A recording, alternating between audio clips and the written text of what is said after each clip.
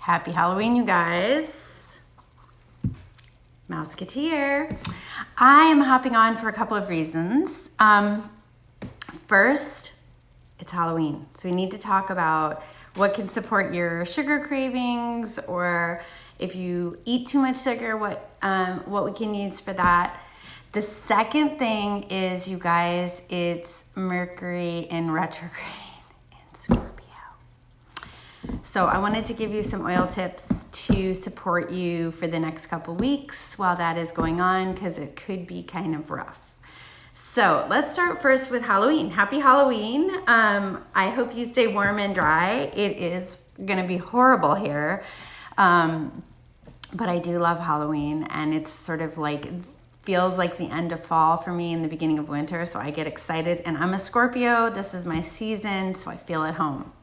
But you may be one of those people who has like major sugar cravings and cannot resist all the goodies that are available, all the treats that are available today. So if that is true, a couple of tips for you. The first is, if you have cinnamon bark, take a toothpick, like a tiny little bit. Take a toothpick, tap it on the top of your oil and then on your tongue. You don't want to do more than that. It's pretty strong and it can feel kind of a little bit burny. So just the tiniest bit, and it will help with your sugar cravings. The same thing is true with fennel oil, but fennel oil, if you have any sort of seizure disorder issues, I don't recommend it. So I usually recommend cinnamon bark. If you're a doTERRA person and you have Slim and Sassy or Smart and Sassy, which is what it's called in all the other countries, that's another one you can use, either like topically on your belly or a drop or two in your water for sugar cravings. So if you're going out with your kids, or your kids are bringing home huge bags of candy and you don't want to eat them, those are some things to try. And then if everyone in your house has been eating all that kind of stuff and you feel just sort of a couple of things to use are, one, your peppermint. Even just smelling peppermint can help with that sort of digestive support. But you can diffuse it, you can put it on topically, or a drink in water, a drop in your water. Just use glass or ceramic, and or stainless and not plastic. You can also try DigestZen, and this will help with any of the digestive stuff from too much candy. So we've got peppermint or DigestZen for if you overindulge, and cinnamon bark on a toothpick if you are trying to not eat your kids' candy, okay? Let's talk a little bit about Scorpio and the Mercury in retrograde that starts today.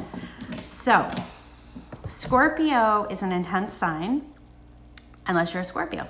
Then it doesn't feel so intense. But it is a sign of the lower half of your body, like the roots and the earth, and it's an emotional water sign. And so what you're looking for to support yourself during this season, and this is particularly true if you are a Scorpio or one of the other water signs, is grounding earthy oils. So the ultimate oil for Scorpios, of course, is patchouli. And you can't, I don't know that you can necessarily tell from this bottle, but it's actually a very thick oil. So if I open my patchouli and I try and pour it out, you'll see that it doesn't come out because it's really thick. It's very viscous. You have to have some patience with it. A little goes a long way. And I know that patchouli is one of those oils that people have really strong preferences for or against. So if you love patchouli, ours is amazing. If you don't love patchouli, try the doTERRA patchouli before you judge, because a lot of the less pure, lower quality patchouli smell almost like dirty, and ours is crisp and clean, and it has so many other supportive properties beyond what I'm talking about today. But it is an incredible oil for helping you stay grounded and safe. There's a lot of like darkness and fear that people have around like the Scorpio time of year, and so patchouli is one of the protective, grounding, sort of safe feeling oils.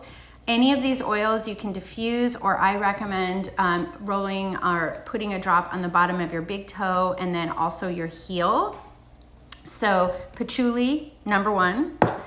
Number 2 for single oils, cedarwood.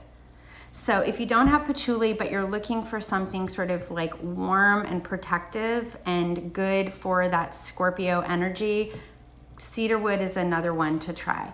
It's not quite as thick as you can see as patchouli, but it has that same sort of smoky woodiness. Sandalwood also is a great choice, also really thick. So cedarwood is a little bit less of a recognized fragrance as sandalwood and patchouli. It's a little more subtle. Patchouli has a very distinctive smell. Sandalwood has a very distinctive smell. So if you're someone who isn't a fan of those, the cedarwood's a great choice for Scorpio energy. And then if you're looking for more of like a blend where you don't have the one specific oil that will make you feel safe and protected during Scorpio season, there's a couple I like. So one is Anchor by which is part of our yoga collection. You can now buy these by themselves. This actually has patchouli in it, and it also has cinnamon bark. So I use this a lot in my yoga classes on a day like today, which where I live, it's cold and rainy. So it sort of gets like into your bones. So it's warming, it's protective, it's grounding. It's like a perfect thing for a cold October, November night. So it's a great one for patchouli. Another one, of course, is Peace. Peace has vetiver and ylang ylang. Vetiver is very grounding because it's an oil that is steam distilled from the roots of a plant. So it has that like plugged into the earth thing. And ylang ylang is very soothing for sort of anxiousness and stress. So if you get nervous or you have anxiousness around this time of year, which sometimes happens during Scorpio season, Peace is a great calmer for that. And then of course, like my go-to everyday supportive grounding oil is Balance. And Balance has, frankincense, blue tansy, blue chamomile, black spruce. It's super woodsy. It is a grounding blend, and I use this multiple times a day. Sometimes I put it on my wrist, but I put it always on the bottoms of my feet before and in the first thing in the morning and last thing before I go to bed, just to help me feel grounded and plugged in all day long. So those are some good ones for like the upheaval of Mercury in retrograde, and particularly because Mercury retrograde, because it is in Scorpio. The other thing to know is that sometimes during this season, people come back into your life that you haven't spoken to in a long time, or things that were unfinished show themselves again. And so one of the things I like to recommend to people are oils, well, two things. One are oils for sort of like dealing with your energy, because it can feel sometimes overwhelming, or you need to also let go of things, right? You need to let go of, like, say, a story about someone and they show up again. So 2 oils that are great for energy, and you guys have heard me talk about these so many times, so it may be old news to you. One is Melaleuca or tea tree oil. So tea tree oil is the oil of sort of energetic boundaries, and I recommend it on your solar plexus. So that's right at that spot underneath your ribs. So you have like your rib cage, your sternum, and then it ends, and there's this sort of softness right before you get to your belly button. So kind of between your belly button and your ribs is your solar plexus. And you put tea tree oil in your solar plexus. You can, and if things are like feeling really overwhelming and a lot of like energy coming towards you and you want to be protected, or you want to, let go of some of it, on your wrist creases and your elbow creases. Sometimes I even put it also on the back of my neck or on my heart if I'm feeling like I need protection more like globally. The other oil I really like for energetic clearing and flow, of course, is cypress.